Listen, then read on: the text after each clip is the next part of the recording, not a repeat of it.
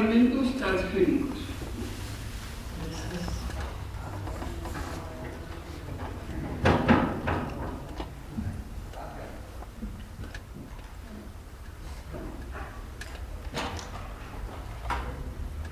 Buenas tardes, muchas gracias también por invitarme. Más que el devenir histórico de los alimentos transgénicos, voy a intentar comunicarles el devenir histórico de una serie de alarmas y debates, que es la historia de los alimentos transgénicos. Como introducción les digo que hace unos 40 años inició un debate sobre los riesgos de la incipiente investigación científica del ADN recombinante, que se llamaba entonces, ahora se conoce como ingeniería o tecnología genética o biotecnología moderna. Los temores eran más bien hacia la creación de nuevas clases de plagas, hacia la alteración en la evolución humana, o hacia alterar irreversiblemente el ambiente. Aún hoy hay legislaciones en algunos países que prohíben el ingreso a su cadena de alimentos de plantas y animales genéticamente modificados, pero no prohíben el ingreso de los fármacos que han sido creados exactamente con la misma tecnología. Entonces, sobre eso es que vamos a hablar. En los inicios, hace 59 años, se dilucidó la estructura del ADN, un gran avance científico, y unos pocos años después se descubrió en las bacterias unas tijeritas que pueden cortar el ADN, y entonces pues ya se podía hacer corte y confección con el ADN. Sí, es que es corte y confección. Así fue como hace 40 años más o menos se trabajaba en los laboratorios interesados o que ocupaban esta tecnología del ADN recombinante. Se trabajaba con una bacteria, Escherichia coli, que está en el intestino de todos nosotros, pero esta era una cepa especial de E. coli que ya la habían manipulado tanto que solo sobrevivía en el ambiente del laboratorio, y estaban tan seguros los científicos de que no iba a causar ningún daño que empezaron a introducirle, a cortar su material genético, porque es bastante fácil trabajar con el material genético de bacterias, a cortar su material genético y a meterle mensajes, pedacitos de material genético de otras especies. Una de esas pruebas fue un virus que es una plaga en monos, en changos, y se intentaba meterlo a la bacteria. El problema es que ese virus, por ejemplo, en ratones produce cáncer. Entonces se empezaron a preocupar un poco los microbiólogos, no los biólogos moleculares que estaban trabajando con ello. Se empezaron a preocupar un poco los microbiólogos por la salud de los investigadores, de los científicos mismos, de que las bacterias aquellas modificadas interaccionaran con las bacterias E. coli intestinales, porque sí sucede, las bacterias intercambian material genético unas con otras naturalmente, y lo han hecho a lo largo de siempre, de la vida sobre la Tierra. O sea, esta tecnología ahora sabemos nosotros cómo hacerla, pero las bacterias hace rato que la hacían. También en plantas hay mutaciones naturales, ¿verdad, compadre? Entonces, se preocuparon, y entonces se preocuparon de que se infectaran, y se propuso en 1974 se acordó detenerle a los experimentos, suspender los experimentos hasta que se pudieran evaluar los riesgos y se desarrollaran las guías para la investigación en este campo. Esa fue la tarea de la famosa Conferencia Internacional sobre Investigación del ADN Recombinante de Asilomar en 1975. Seguramente algunos de ustedes conocen Asilomar, es un lugar en California, en la península de Monterrey, muy agradable por cierto, y allí se juntaron unos 140 científicos, principalmente de Estados Unidos, pero también había de otros países, sobre todo europeos, canadienses, y había muchos periodistas. Algunos de nosotros por ahí recordamos todavía las noticias porque a diario estaban dando seguimiento a la conferencia esta que fue de 3 días. En esta conferencia de Asilomar, que encabezó el doctor Berg, que después fue premio Nobel de Química, se llegó a varios acuerdos sobre las...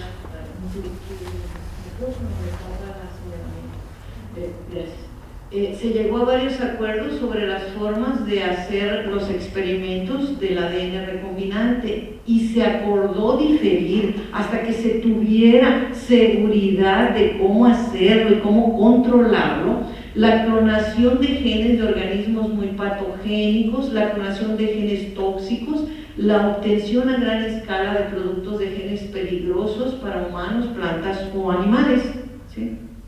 Curiosamente, esto es comentario personal, no es historia, algunos de estos experimentos se hacen rutinariamente hoy.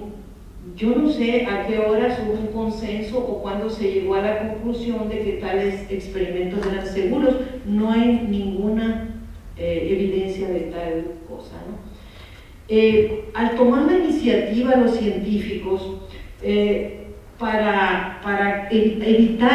al tomar la iniciativa de hacer guías y tomar medidas precautorias, evitaron que los gobiernos o las agencias de regulación metieran mano en el asunto y limitaran severamente la tecnología a largo plazo. Esto permitió el libre progreso de la tecnología del ADN recombinante.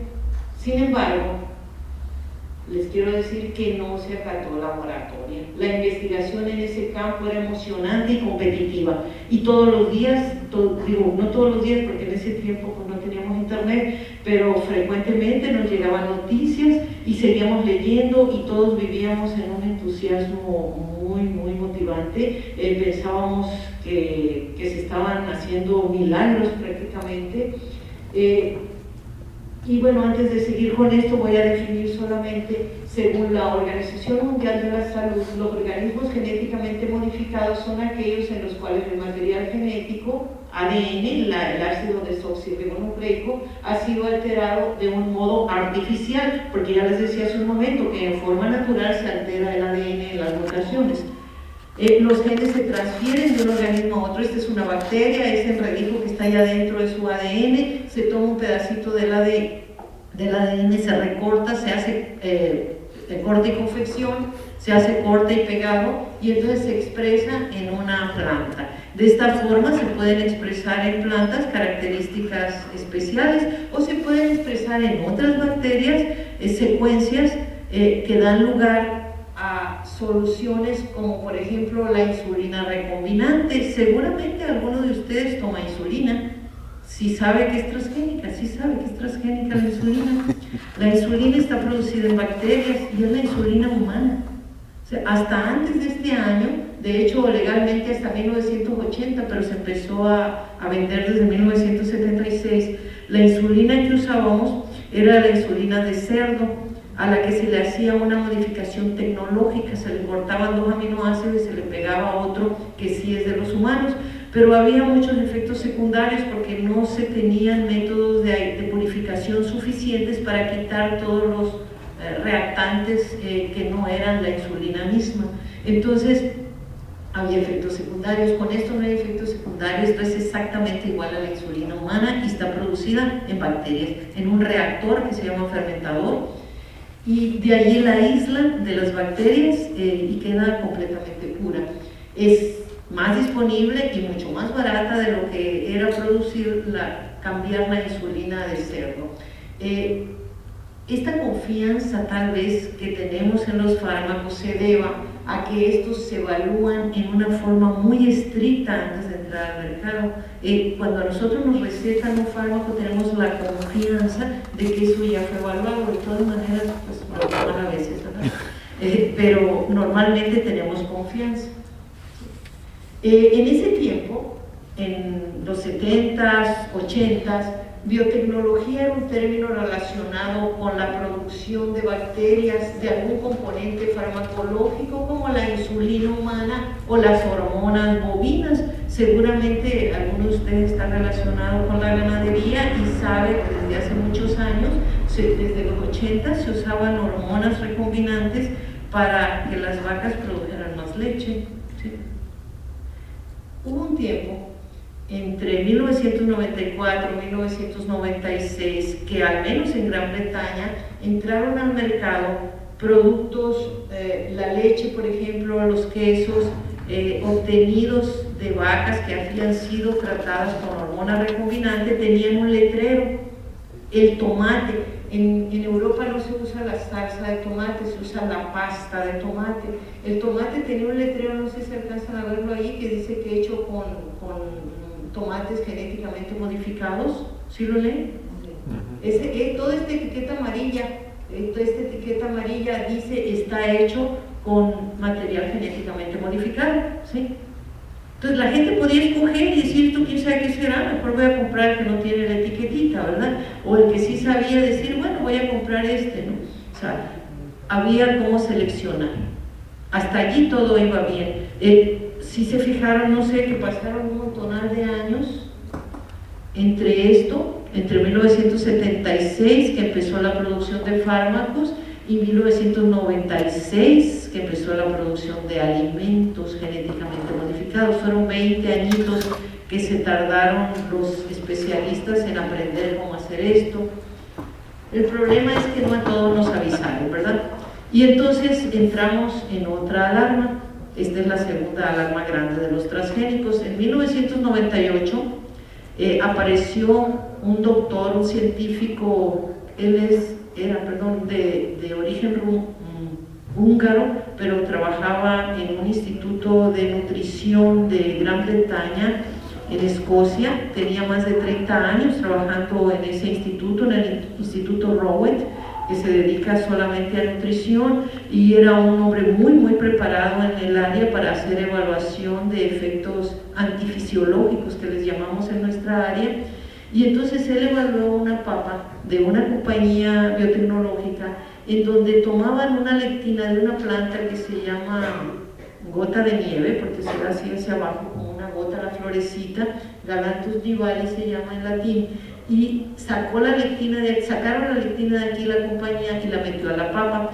Lo que se trataba era de que la papa tuviera una lectina que se había probado antes, que no le hacía daño a la gente, ya se había probado, que no le hacía daño a la gente, para que la expresaran las papas y las papas no se llenaran del virus ese que hizo pues que hasta la familia de Kennedy se viniera a América, ¿verdad? Cuando la hambruna aquella en Escocia, ¿sí? O sea, es una plaga muy común en las papas, los virus, los hongos. Y entonces, para que no se llenaran de hongos, le producen esta lectina, le agregan esta lectina. El doctor Pustai hizo unos ensayos en ratas y llegó a la conclusión de que las papas transgénicas modificadas con la lectina de Galanthus nivalis ocasionaban problemas graves en el sistema inmunológico de los animales. Y en un programa de televisión de esos con mucho rating, de esos por la tardecita, hizo la declaración. Él se presentó voluntariamente, hizo la declaración y dijo que él no comería esas papas por ninguna razón, que él no era animal de prueba y que las iban a meter al mercado. Al tercer día, el doctor Pustai firmó su renuncia al Instituto Rowett voluntariamente, y como a la semana se supo que el director de Rowett había recibido un cheque un poco, hasta eso que no era ni tan cuantioso, de una compañía biotecnológica, ¿sí? Y entonces también el director de Rowett salió. El doctor no volvió porque estaba en el hospital con un ataque, ¿verdad? Ya era una persona grande, no se murió en esa ocasión, sobrevivió a eso, ¿no? Pero fue otra de las alarmas. Entonces se desató un pánico bastante grueso porque la Gran Bretaña estaba espantadísima por el problema de las vacas locas. Se habían dado cuenta que los alimentos podían traerles consecuencias graves para la salud. La población estaba apanicada. Entonces, Por ahí alguien en esos mismos días de la noticia del doctor Pustay, porque al siguiente día de la noticia del doctor en la televisión, todos los periódicos del mundo o muchas noticias, recorrió el mundo en menos de 24 horas la noticia y decía doctor Pustay chapucero, doctor Pustay tramposo. Los que conocíamos al doctor Pustay pues sabíamos que no era chapucero ni tramposo, sabíamos que era una persona seria y preparada. De hecho iba a ser mi director de tesis doctoral y pues tuve que cambiar de línea. Y entonces se encontró que había el 60% de los alimentos de la soya en el mercado de los alimentos en Gran Bretaña era transgénica. Eso lo publicaron menos de una semana después de la noticia de Pustay, y entonces se desató una ola de rechazo en la Gran Bretaña. Primero obligaron a los restaurantes que pusieran un letrero en sus menús que la soya que estaban usando era transgénica. Entonces dijeron, no, pues no compramos soya transgénica. Entonces los mercados dijeron, no, pues tampoco nosotros surtimos soya transgénica. Entonces el gobierno dijo, sale la soya transgénica de Gran Bretaña, salió de los países europeos, salió de Japón, salió de Australia, salió del mundo, y se vinieron encima las moratorias. O sea, fue una quiebra bastante buena para algunas compañías biotecnológicas. Entonces, estamos hablando de alimentos, de organismos a los que se les introdujeron secuencias de ADN con genes propios o ajenos con el fin de expresar características específicas, como por ejemplo el tomate. La pasta de tomate esa que tenía el letrerito estaba hecha con un tomate que realmente no era transgénico. Se le había introducido al mismo tomate material propio en reversa para que la enzima de la maduración caminara más lentamente y que el tomate se mantuviera firme en el mercado más tiempo, más días de mercadeo, para que no se volviera flácido tan pronto, porque no se vende el tomate una vez que está blandito. Entonces, en 1996 se sembraron 1.7 millones de hectáreas de transgénicos en el mundo. Después de esta noticia de 1998 no hubo mucho aumento, pero después sí ha habido mucho aumento. Actualmente tenemos 160 millones de hectáreas. Creo que este número es más de 20 veces mayor que este otro, ¿verdad? Digo 100 veces, ¿no? 100 veces mayor. Entonces es una cantidad espantosa la que tenemos. Esto es principalmente soya, esas plantitas de soya. También hay maíz en gran cantidad, de lo que le sigue, ¿verdad?, a la soya. Los efectos adversos a los que se deben de que hay azar en el sitio de inserción. Sí podemos cortar el material genético, pero no en un sitio específico, sino en varios sitios, ¿sí? Hacia allá dirigimos el constructo, la construcción, o donde va el gen de la característica que deseamos meter. Eso puede dar lugar a productos raros de los genes insertados, a mutagénesis por la inserción, ¿verdad?, como la que le pasó a este señor, a efectos secundarios a la expresión génica. Es una caricatura, pero a eso se refiere, a efectos secundarios de la expresión génica. También el temor es porque no se conocen por completo las interacciones entre rutas metabólicas de las plantas. Hace unos años querían meterle al tomate, expresarle unos compuestos para que no se ablandara tanto, para que no se pudriera tan rápido, y resulta que le sobreexpresaron licopeno y todavía lo promocionaron, ¿no?, como un alimento con un alto contenido de un nutracéutico, ¿verdad?, porque el licopeno es un componente favorable para la salud. En los primeros transgénicos se sobreexpresaron alergenos o factores antifisiológicos y la gente tiene miedo que ocurra esto, ¿sí? Ya no se hace eso, pero igual hay la confusión. El 98% de los cultivos genéticamente modificados no favorecen al consumidor. Son tolerantes a herbicidas, son resistentes a insectos, expresan plaguicidas, o sea, son favorables al productor, no al consumidor. Los precios siguen siendo los mismos. pueden afectar la salud humana, animal y la biodiversidad. Por lo tanto, es importante estudiar sus efectos tóxicos o antifisiológicos al mediano y largo plazo antes de comercializarlos, y no solo efectos al corto plazo. Bueno, pues eso es lo que hizo un francés hace poco, el doctor, no sé francés, ¿cómo se pronuncia esto? El doctor Seralini, en septiembre, hace 2 meses, publicó un estudio y que se llama así en español, traducido por mí: toxicidad a largo plazo de un maíz genéticamente modificado tolerante al herbicida Roundup Ready. Es un herbicida muy común en el campo, aquí se usa en los campos. Y entonces encontró cosas bastante feitas, ¿no? Este es el riñón de los machos a los que alimentó 2 años con el maíz no transgénico, con el maíz transgénico, con el maíz transgénico tratado con el herbicida y con el herbicida solo. O sea, tenía 4 diferentes tratamientos. No sé si se ve ahí claro, pero pues este es un riñón normal, este es un riñón del animal que fue tratado con el maíz genéticamente modificado. Este es un riñón del animal tratado con maíz genéticamente modificado que se había tratado con el herbicida, y este es los animales a los que se les dio el herbicida en el agua. Y entonces los tumores no se hicieron esperar. Estos están lindos en comparación a los tumores que desarrollaron las ratas hembras. Y en la publicación están las fotos de las ratas con los tumores. Ya se han de imaginar qué interesante, ¿no? Su conclusión fue, el del doctor Seralini y compañía, que el maíz genéticamente modificado, así como el Roundup, el herbicida, inducen efectos patológicos en ambos sexos de animales de diferente amplitud. Los transgénicos comestibles debieran de evaluarse a largo plazo para medir sus efectos adversos. Esto es lo que salió ayer.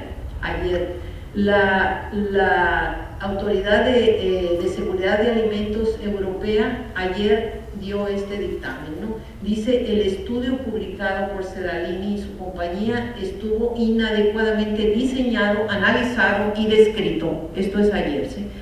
Es la noticia de ayer. O sea, le borran. El equipo del doctor Seralini cultivó el maíz incluso, o sea, tuvo control desde la siembra, ¿sí? Y todavía después de la cosecha se esperaron 2 años a hacer el estudio, ¿no? 2 años le estuvieron dando a los animales y tienen todos los controles, ¿no? Pero no lo reconoce así. Bueno, ¿qué tiene que ver esto con Sonora? No mucho. Estos son los datos de la Siliogen, del consorcio, que en México es del gobierno, pero en México es quien legisla esto, quien le da seguimiento a esto. Y entonces aquí tenemos el algodón, que no es comestible, pero sí es uno de nuestros productos locales, regionales.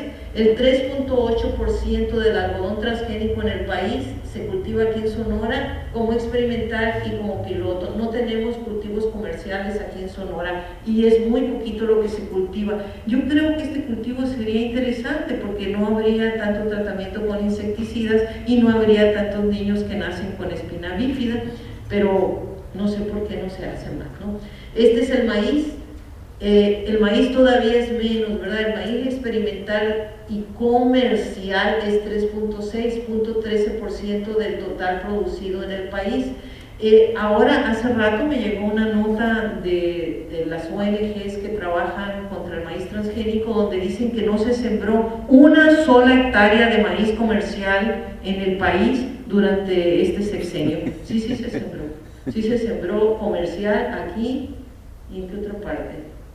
Pues nomás aquí, en Tamaulipas. En Tamaulipas, un bueno, 2.170 hectáreas se sembraron en Tamaulipas, de maíz comercial. La justificación para sembrarlo aquí en Sonora fue que como no tenemos nada, igual la verdad, no se va a contaminar ningún maíz local o regional con el transgénico. Los otros cultivos no los tenemos aquí no se siembra soya desde hace muchos años y el trigo, aquí no se sembró el trigo transgénico, ¿no? Este trigo no es de una compañía transnacional, este trigo transgénico es mexicano, es un trigo modificado para que soporte sequía y con genes de plantas, no tiene animales. Tenemos el código para seguimiento de esto, este es un código internacional que regula la FAO, la Organización de Agricultura y Alimentos Internacional, y entonces sí sabemos ahora cómo debemos de dar el seguimiento al control o al ensayo de estos productos, pero no se está siguiendo, ¿no?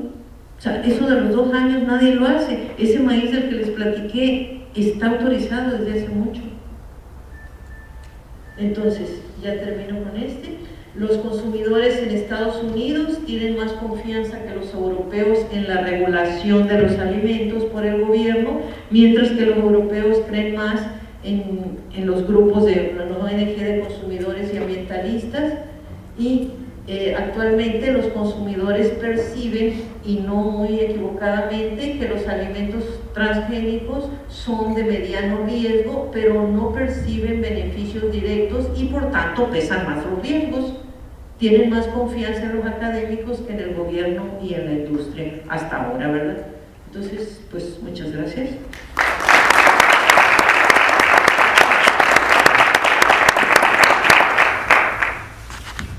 Pues muchas gracias a los 5 expositores por su interesantísimo recorrido por temas muy diversos, aspectos muy diversos de la complejidad del problema alimentario.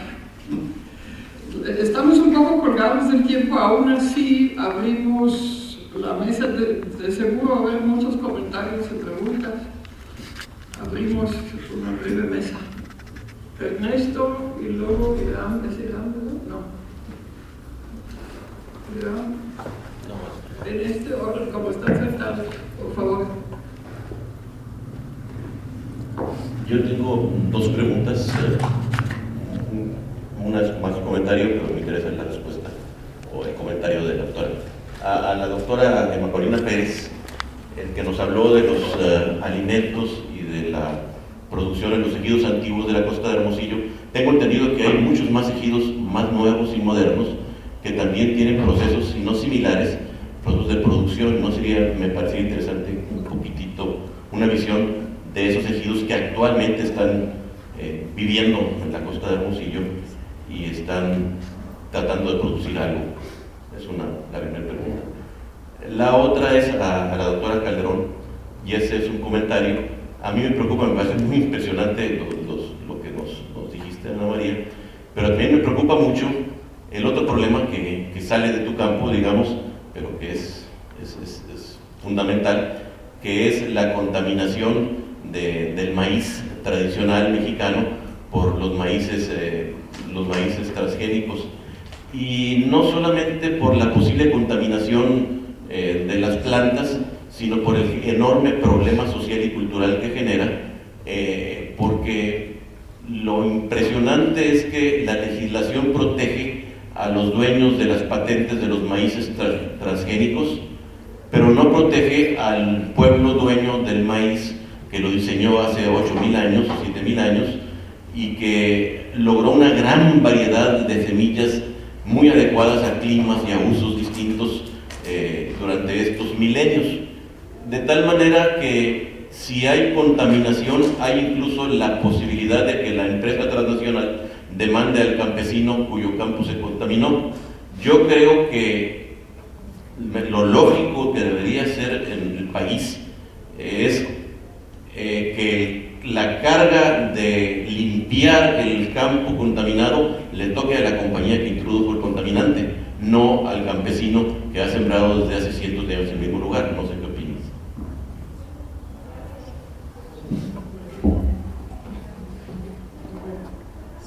Rápidamente, yo, para este evento quise un poco centrarme en la historia de los primeros ejidos, porque realmente ahorita no existe absolutamente nada de lo que les conté. No, ustedes si llegan a esos ejidos, nunca se imaginan que sembraron más de 30 productos, que fueron agricultores, ni mucho menos. Los ejidos hoy tienen alrededor de, ¿sí me escuchan? Sí. Alrededor de 90,000 hectáreas, cosa que casi nadie sabe, y esas 90,000 hectáreas, más del 90% no tienen agua. No pudieron ser agricultores, aunque muchos de ellos hace 70 años querían serlo. Entonces, esos ejidos lo que han buscado es la ganadería, pero una ganadería cada vez más precaria.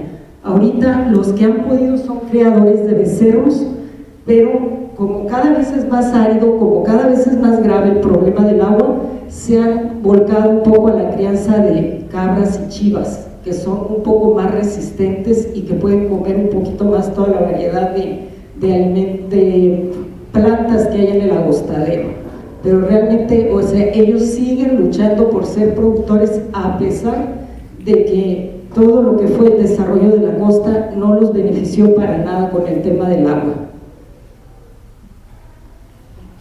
En cuanto al maíz, sí es un problema ambiental. El maíz es de polinización abierta y se cruza fácilmente unos maíces con otros.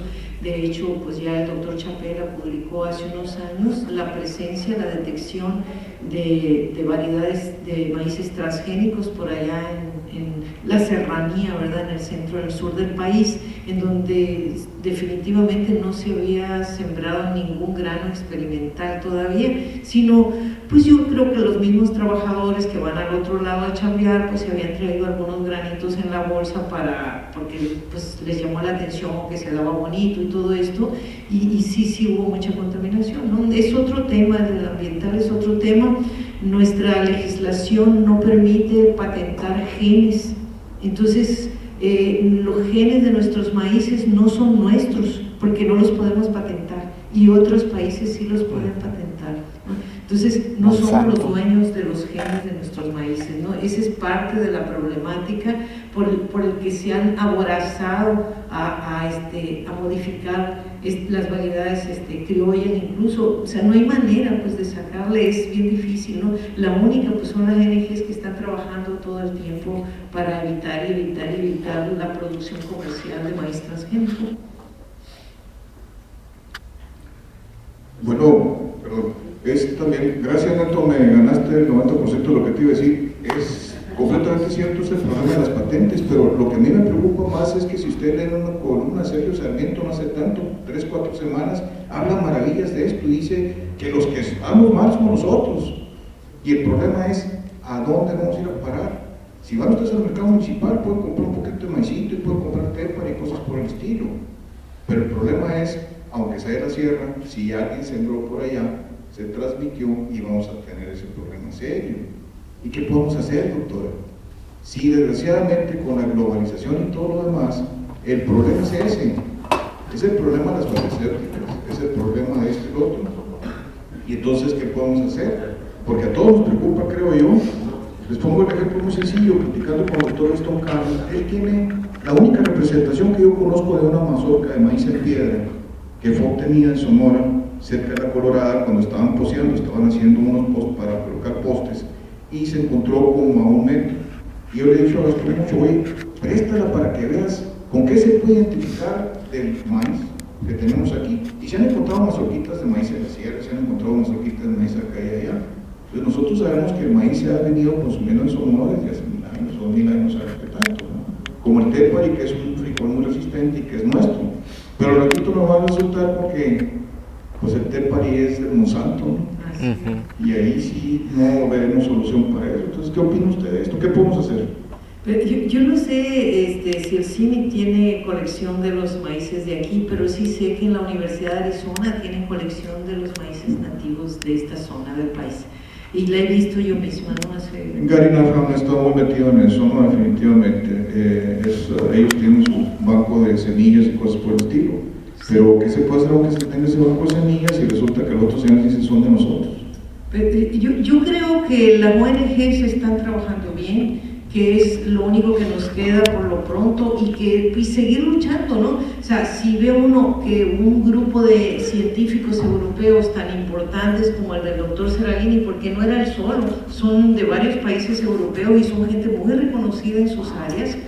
La históloga que trabajó en ese proyecto, yo la conozco, una italiana muy eficiente, con muy buen nombre en histología. Cada uno de ellos conocía muy bien su campo, el trabajo está bien hecho y a pesar de eso ya lo descalificaron. Entonces no podemos seguir trabajando por el lado de la academia. Yo hace mucho tiempo que doblé las manos por el lado de la academia y dije que no iba a volver a hacer un proyecto científico con ese material, porque pues yo vivo de eso y si no publico pues no gano, y entonces yo necesito hacer mi vida académica, pero por separado sí puedo hacer esto, por ejemplo venir a dar pláticas, concientizar y trabajar con la gente, sí lo puedo hacer, ¿sí? Eso lo puedo hacer a la par porque sí tengo con qué comer y me queda un rato libre para venir. Es que ¿qué hago? El señor de dos filas más adelante de usted, por favor. No, primero él o ya pasó. Ah, sí, ya pasó eso. Para Ana María Calderón. Más que nada, un comentario complementario a su interesante exposición. Tengo un conocimiento que los países Francia y Argentina sobre el tema han adoptado posturas extremas. Francia, tengo entendido que paró toda siembra de transgénicos. Argentina está admitiendo toda siembra de transgénicos porque la ley le permite. No hay una patente en Argentina para la siembra, de manera que tiene una siembra masiva. En el caso de Sonora, menciona usted ahí que el algodón no hay siembra comercial. En el Valle de San Luis, Colorado, existe una siembra comercial desde hace 5 años. Ahí la modificación transgénica es que tanto la semilla como los insecticidas están manejados por las transnacionales, principalmente Monsanto. Dicho sea, Monsanto y otras compañías del mismo Estados Unidos y de Europa manejan más del 60% de las semillas en el mundo. Hay una crítica que aquí en México se pueda referenciar con la especulación de que el poder económico de esas compañías es tan suficiente para poner y quitar secretarios de Agricultura. ¿Por qué? En 1976 me tocó ser testigo de la prohibición del Roundup en Estados Unidos, junto con otros agroquímicos. Pero en el caso del herbicida Roundup, aquí se conoce como faena. Y desde entonces ese herbicida se sigue usando en todos los cultivos, y la Secretaría de Salud y todas las demás leyes pertinentes sobre el medio ambiente en el campo velan por su ausencia. Aquí el problema de México es el consumo que ya se está haciendo desde hace años, con la importación del 80% del consumo de maíz. Esos problemas graves que se llaman corrupción. Y la opinión de los científicos es determinante para que se enderece el soslayo del cumplimiento del marco jurídico en el campo. Porque no nada más son los transgénicos, son las muertes de insecticidas, que por el insecticida está habiendo en los valles aquí en Sonora. Pero eso también no se publica. Es algo serio, grave, que es un compromiso moral, profesional, que tenemos quienes pensamos que sí es posible mejorar las cosas en el medio rural por la contaminación tan horrible que actualmente existe. Y el problema principal es el poderío de las transnacionales, específicamente Monsanto, que repito, quitan funcionarios y ponen funcionarios. Así es, y sí sé que es un hecho que hay algodón sembrado, pero no es legal. O sea, igual hay soya sembrada en Chihuahua y no es legal tampoco, son hectáreas y más hectáreas, y sí es transgénica, yo la he analizado y es transgénica. Yo analizo de todo el país que me mandan hasta cobro por hacerlo, fíjense. Y sí, me lo mandan como servicio analítico, y hay muchísimo material transgénico en el país que no está permitido, que no está legal, así que no solicitaron el permiso para la siembra, ¿no? Entonces eso se podría demandar, pero de aquí a que actúan las autoridades, pues se toma su tiempo, ¿no? Entonces sí hay mucho trabajo por hacer. Pues muchas gracias a todos por acompañarnos aquí. Yo creo que el tema da para un simposio aparte.